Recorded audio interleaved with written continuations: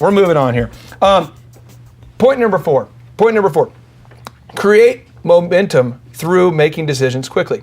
Making up your mind decisively is a key trait for people that are wealthy. Now, we talked about it a little bit, but just real quick, kind of distill it here. What is your philosophy to approaching the best way to make a big decision? If I am contemplating leaving my job to start my own business, or I am thinking about buying a franchise, I'm thinking about hiring a key member of my staff, every entrepreneur faces decisions. They've got to make those decisions quickly. What is your move? Bring it down to the simplest form. Okay. Just take that complicated system as all of these different factors and just make it as simple as possible. And that might mean you write down and just keep simplifying it.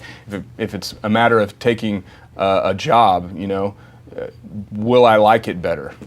Is it, is simple form. And if it's a matter of buying a property, if it's sketchy and not simple and you cannot make it simple, then avoid that yes decision. If it's simple and it's like, is this a good deal or is it not a good deal? All the closing costs, all that stuff. Gather the facts and then simplify it. Will I make money? On Thrive, it's interesting, but we have now, as we've picked up the momentum and we've had a lot of neat people join the team. We've had big producers in New York want to be on the team now. We've had big venture capital investors. Neat stuff is happening. Massive momentum.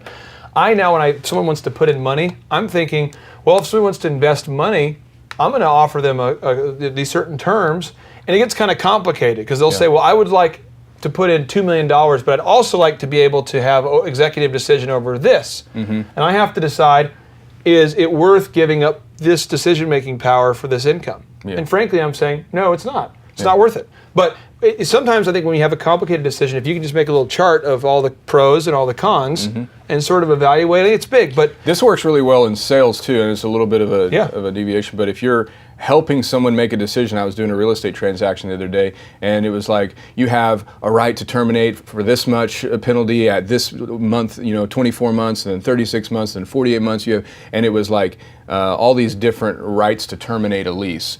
And ultimately, we decided, you know what, we'll pay a little bit more penalty just for one right, 90 days to terminate the lease. And it was simple. It was one line rather than 10, and everybody got behind it just because it was a simple solution. So. Now, Brian Tracy, the famous success author, he famously wrote, "Decisiveness is a character of high-performing men and women. Almost any decision is better than no decision at all." What does that whole thing mean? Because I see entrepreneurs that get stuck, and their staff, by the way, if you're an entrepreneur and you can't make a decision, your staff will get frustrated with you, and they'll quickly lose interest in you if you can't make a decision. Why is it better to make some decision, even if it's wrong, than no decision at all? Because maybes dilute focus, and you can very easily have a lot of maybes just in the pipeline, and it actually drains your energy. So if you say yes to something, you're moving somewhere. If you say no, you're getting rid of it. But a bunch of maybes, maybe I'll do that, maybe I won't do that, and they can pile up very easy. A lot of people say maybe to a lot of things. In one way or another, they say maybe. And there's always these maybes that are just floating around in their head. And to try to keep as many maybes out of your head as possible. Keep the maybes out. Keep the maybes out. Now, we're going to get into this process here. We're going to really get into it. And I want to help some people with this. So let's look at this process here. Let's say that I'm looking at buying a property, and let's say that I'm a business owner watching this, and I need about 1,000 square feet. Now, let's say I need 2,000 square feet. Okay, 2,000 square feet. I've said to you, I need 2,000 square feet. You're the real estate transactor. I'm the owner. I need 2,000 square feet. When we say define, under the context of a real estate transaction, what are some of the things I should define if I want to go out there and get 2,000 square feet? Like, how would you approach that?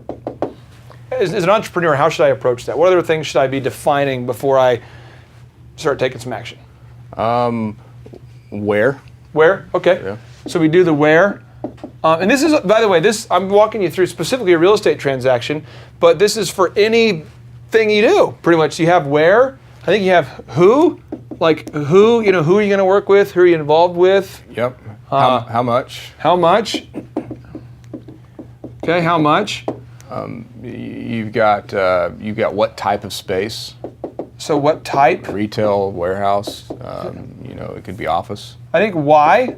Like why? I mean, this is one thing that's huge to find that. I know just recently I was talking to a venture capital guy, and he says, well, I would put in $1.5 million, but I want to make sure that Thrive offers accredited degrees for people. And I'm going, the whole reason we've created Thrive is to help people move beyond surviving quickly, not to be a place where we can go to get accredited degrees. So I'm not going to create a layer of bureaucracy and formality around our business for the sake of getting money, as I would have compromised my very reason for even doing it, my why.